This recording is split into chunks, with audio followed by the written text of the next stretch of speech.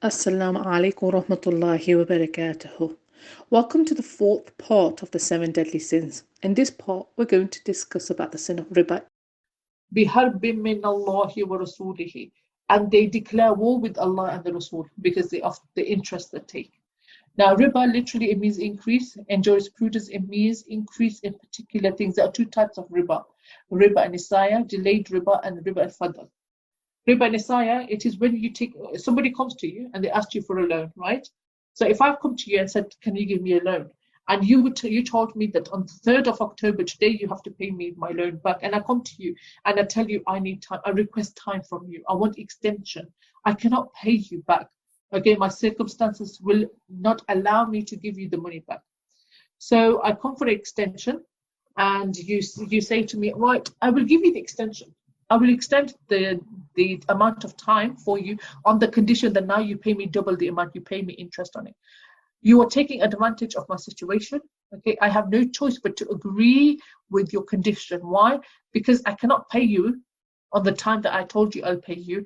I need an extension, and you will extend it on the condition that I pay you now interest. So I have to ask, I have to accept, I am forced to accept.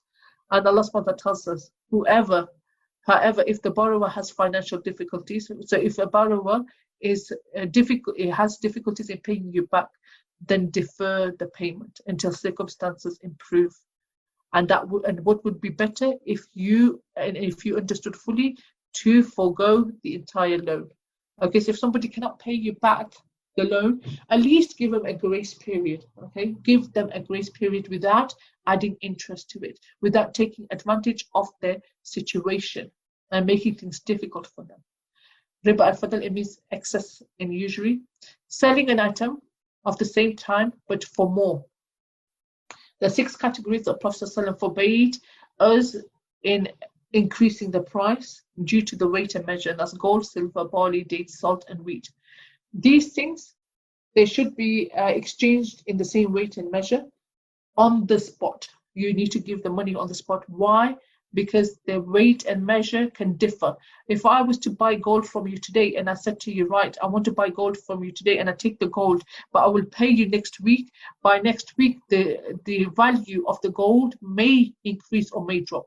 Okay, so not to disadvantage the buyer or the seller, you have to exchange it on the spot. Okay. Buying something on credit with the intention of cheating, the Prophet ﷺ said, whoever cheats has nothing to do with me. So how do you cheat on a credit loan? So the Prophet ﷺ told us, when you enter into an inha transaction, you're holding the tails of the cow. So basically you are pleased with this world and you are not pleased with working or struggling in the way of Allah subhanahu wa ta'ala. Inha is to sell a product to the original buyer. Okay, so what happens? I want to buy a car. I come to you. I say to you, I want to buy a car from you. I don't have money to pay you, so I take the car away from you, right? And you've told me, it's a verbal contract. You told me you will sell it to me for £10,000. So I bring the car. I'm not paid you. I said to you, it's on credit. Remember, it's on credit. And then I decide I don't want it, and I can't pay you. So I take the car back, and I resell it to you. So I give it to you. Okay, and I give it to you for a lesser price. Now I say, I will give you. You asked for 10, I'll give you 5 for it. Okay, I'll give you 5. You give me 5, and I'll give it you back. I will give it you back because now it's mine, even though I'm not paid for it. It's mine. I've taken it on credit, and now I will give it back to you. You pay me 5. So you are cheating in a way of credit loan. Loans with benefit. So Abdullah bin Salam, when he came into Makkah, Abu Burda told him that you've come to a city where the practice of riba is prevalent. So he said, if anybody, sorry, this is in Medina, not in Mecca. So if anybody comes, or if anybody owes you something, and he sends you a present of load of chopped straw, a load of barley, or a load of provender, then do not take it. So if somebody has given you a loan, okay, so if I've given you a loan, okay, you cannot send me any gifts because that's like almost butchering me up to give you extension or to forgo the loan. It's almost seen like a bribe. Okay, you should not give you should not take any benefits or gifts from somebody when there's a loan involved. Okay, and this is very strict. Why? Because you want to stay away from riba, because it is riba. Any loan that has a benefit is riba, anything, and we will look at that now. A lender should not do the following. You should not increase, regardless of the name given, you should not increase the amount, even if you say it's a profit, interest, or a gift, or a rent. Stipulation of benefiting from using the utility of which the loan was taken. So if I want to buy a car and I come to you and I say, I want to buy a car, can you give me some money? And you give me the money, but you say to me, I'll give it to you on the condition that when you buy a new car, the first person to drive it will be me. I'll give you the money for a house, but the first person who will live there 1 month free of rent will be me. So this is a condition you are putting on the loan, which is riba. Placing the use of utility for use of in exchange for the loan. So I may say to you, I need a loan, and you'll say, I'll give you the loan, but in exchange of that, give me your phone. Until you pay me the loan back, I will use your phone for free because I'm giving you the loan. Again, taking advantage of someone's situation. A lender must not stipulate any condition of benefit. There should be no condition of benefit. I cannot benefit from it. It cannot be, I scratch your back, you scratch mine. I know somebody who came and they got a gardener to work for them. So this person, this gardener was working in the house, she gave him something free. So let's say she gave him a TV for free. Okay, but she didn't want it, she gave it to him free. She said, here, take this, I don't want this. And he was happy, he's taken it.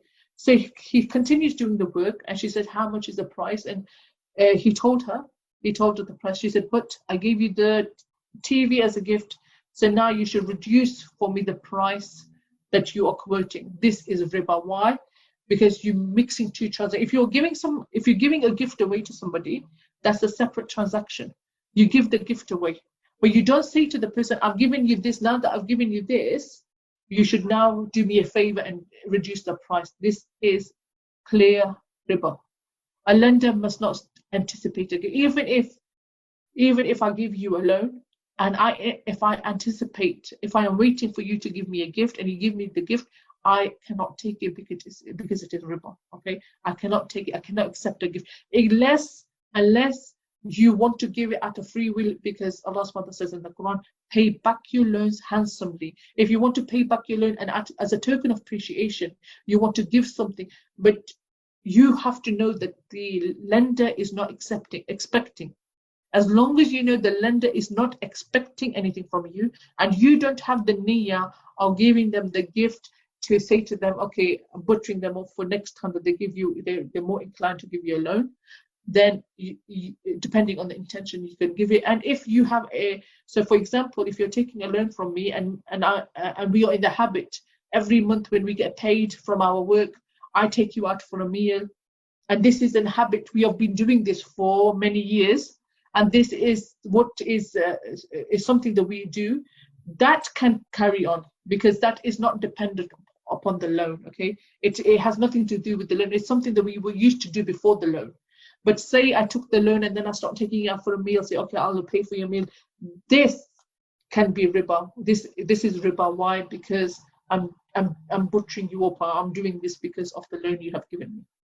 All those who share in riba, so those people, Allah subhanahu has cursed those who charge, who take riba, who consume riba, who charge the riba, who witness it, who record it, and all those who record it, and all those who witness it. So all of these people are sharing in the sin of riba.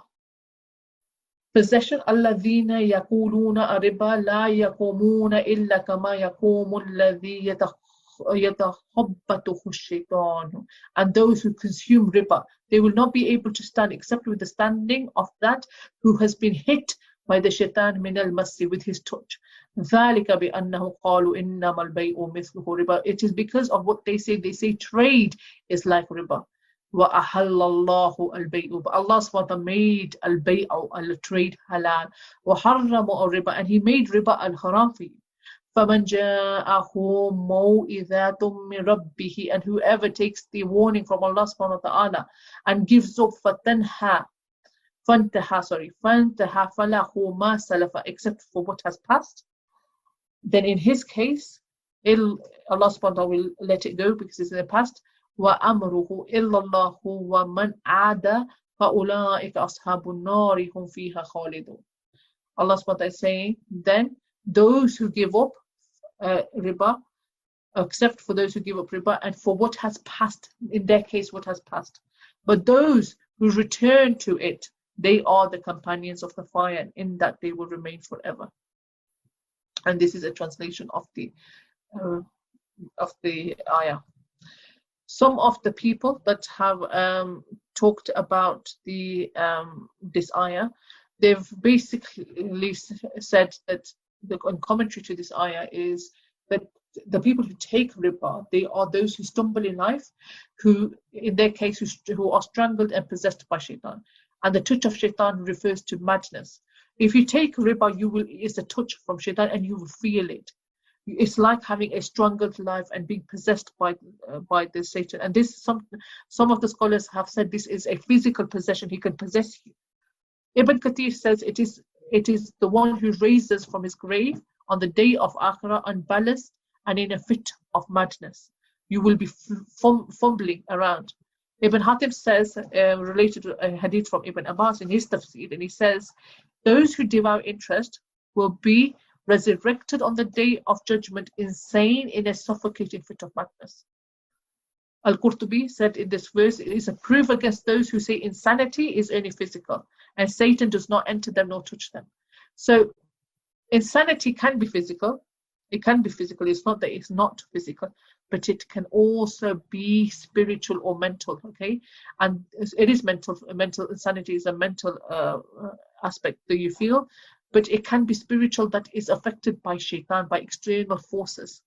So this ayah is talking about the effect of possession and mentalness that you will experience if you take interest. And we've already looked at how you can have transactions of usury in your transactions of loans and gifts and everything like that, which inshallah now you are clear about and you can refrain and protect yourself from it. It's narrated by Abu Hurairah that the Messenger of Allah said there are 70 degrees of usury, the least of which is equivalent to having intercourse with his mother. This is one of the things that people don't like to utter. But this is one of the gravest sin, and it is the great hasan. I have put grades of the hadith here so people know that the gradings of the hadiths. Punishment for consuming riba.